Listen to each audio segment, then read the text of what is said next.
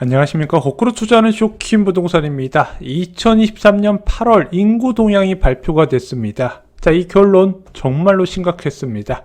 부동산은 이제 어떻게 될까요? 자, 대한민국 부동산 종말이라는 이야기까지 나오고 있습니다. 오늘 내용 중요합니다. 영상 시청 전에 구독과 알람 설정은 필수입니다. 8월 인구 통계를 살펴봤더니 출생아 수가 12.8% 감소한 18,984명, 사망자 수는 30,540명으로 전년 동월 대비 1.7% 증가한 것으로 나타났습니다. 자, 그런데 전년 동월 대비 12.8% 감소한 게 왜 문제냐? 작년 8월에도요. 출생아 수가 역대 최저였거든요. 그 역대 최저에서 다시 12.8% 감소했다는 거죠.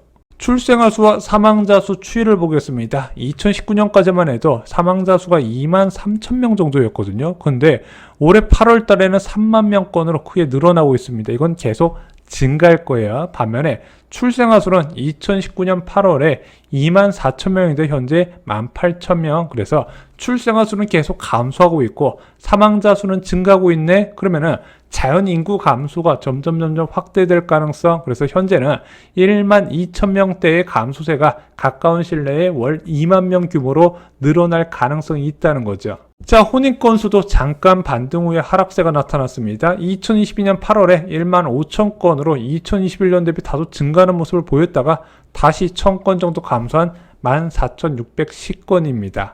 자, 연도별 출생아 수를 보면 훨씬 더 심각해요. 자, 1970년도에 한 해 출생아 수가 101만 명이었습니다. 자, 근데 2022년에 출생아 수가 25만 명이죠. 자, 얼마나 많이 줄어든 거예요? 75% 감소한 거죠. 문제는 2022년 대비 2023년도 10%가량 감소한 게 보인다는 겁니다. 솔직히 보면 이게 미래가 안 보이는 거예요. 그래서 세계 석학들이 대한민국이 가장 빨리 소멸될 것이다 경고를 하고 있죠. 왜 그런 이야기가 나오냐? 저출산 고령화의 대표적인 상징이라 불리는 일본 같은 경우는 합계 출산율이 1.26명이에요. 근데 대한민국은 지금 합계 출산율이 0.78명이라는 거죠. 자, 그 심각하다는 일본보다 대한민국은 비교할 수 없을 정도로 안 좋은 상황이라는 겁니다. 자, 그럼 이런 상황에서 과연 부동산 시장에 미래가 있을까요?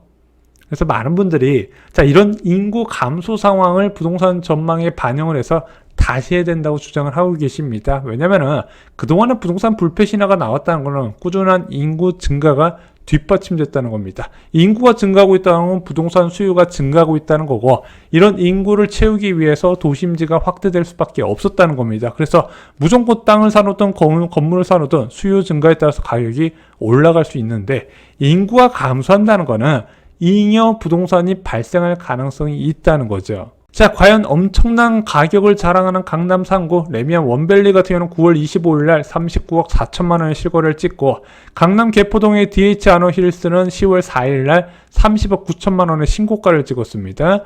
잠실 리센츠는 10월 14일 날 전용 124제곱미터가 35억 7,500만 원으로 신고가를 찍었죠. 과연 인구 급감 시대에 이렇게 강남 3구 아파트가 20억, 30억, 40억 되는 게 버틸 수가 있을 것이라는 거죠. 그리고 이런 강남 3구 아파트뿐만 아니라 그 외 수도권 아파트는 괜찮을까 한번 살펴볼 필요가 있을 것 같습니다.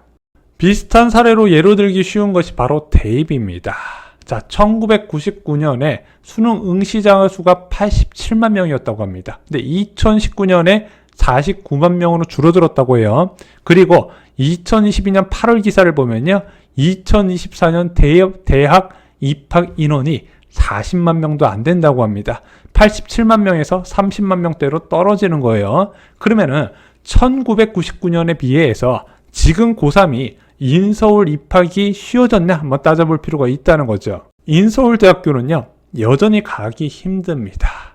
자, 최근에 대입 결과를 보면 지방대 70%는 수시에서 사실상 미달 결과가 나왔지만 인서울대학교 쏠림은 더욱더 심해지는 것으로 나왔습니다. 자, 그러다 보니까 사교육 비용도 갈수록 올라가요. 왜?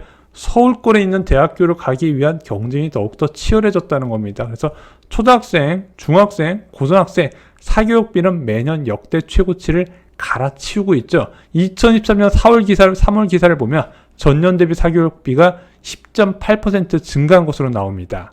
자, 출생아 수가 20만 명대가 대입에 응시하는 2040년, 자, 2041년에는 인서울 입학이 쉬울까요?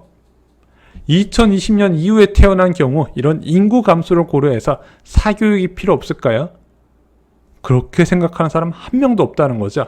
사교육 비용은 계속 늘어나는 추세고 사교육을 받는 연령도 계속 낮아지고 있는 추세라는 겁니다. 왜 인서울대학교는 인구 감소에 영향을 받지 않을까요? 원래 부동산보다 대입 시장이 더 먼저 영향을 받을 거 아닙니까? 간단합니다.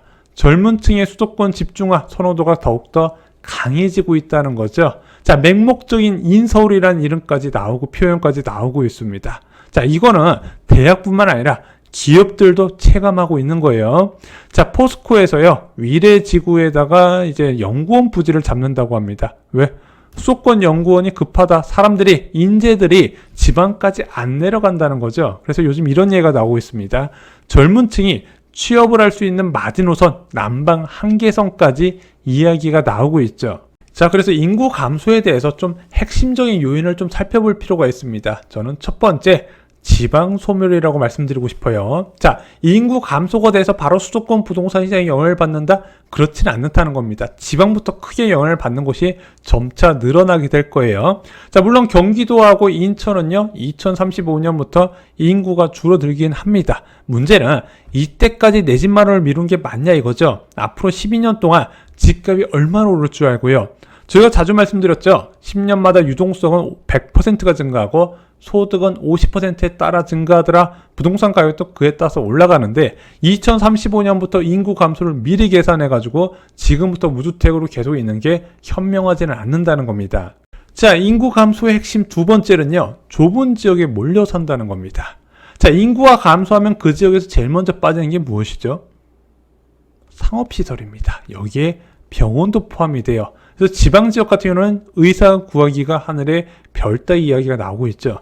또한 나이가 드신 분들일수록 더욱더 큰 병원에 가까이 살아야 됩니다. 요즘 환자방이라는 이야기 들어보셨죠? 암치료 위해서 왕복 300km를 오가더라. 사람은 병원 없이 살 수 없을 것이고 병원이 몰려있는 곳에 주거 선호도가 높아질 수밖에 없다는 겁니다.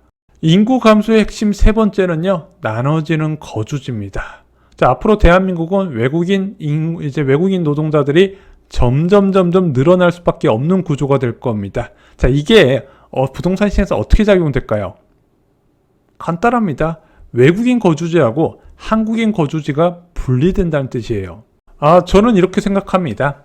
베이비부머 세대가 기대 수명에 가까우면 수도권 아파트도 타격을 받을 날이 반드시 올 거예요. 왜냐면은 베이비부머 세대가 수도권 부동산을 집중적으로 매수했던 세대이기도 합니다. 자, 근데 이런 부동산은요, 너무 먼 미래의 이슈만 고려하면요, 좋은 결과가 나오질 않는다는 겁니다. 그때까지 무주택으로 살 수 있는 건 아니지 않습니까? 당장 나의 거주 만족도를 위해서 내 집 마련을 고려할 때 이런 인구 감소까지 고려하기는 너무 먼 이슈라는 거죠. 물론 지방 부동산의 타격은요, 본격화될 겁니다. 아까 인구가 줄어드는 지역은 상업시설부터 빠져나간다 말씀드렸죠? 제일 먼저 사업용 부동산 굉장히 위험하고요. 비선호주택, 그 다음에 토지까지도 저는 굉장히 심각한 결과가 나올 거라고 생각합니다. 물론 지방 신축 아파트가 바로 떨어진다는 건 아니에요. 여기는 가장 늦게 하락할 가능성이 있다고 합니다. 왜? 지방 지역도 신축 선호도는 있기 때문이죠. 물론 지방도 좀 구분해 볼 필요가 있습니다. 일자리 증감으로요, 일자리가 계속 늘어나는 지역 같은 경우는 생존할 것이고 그렇지 못한 지역은 빠르게 도태가 될 거라는 겁니다. 자, 여러분들도 이런 것을 고려하셔서 만약에 상속받은 지방 부동산이 있다면요, 저는 수요가 있을 때 처분을 한번 고려해 보시라고 권해드립니다. 2, 3번으로 5억 이상 벌 수 있다면 믿으시겠습니까? 충분히 가능합니다. 3기 신도시 중에서 정말 판교와 광교를 뛰어넘는 입지가 있고 여기를 이사를 통해서 선점하실 수가 있다는 거죠.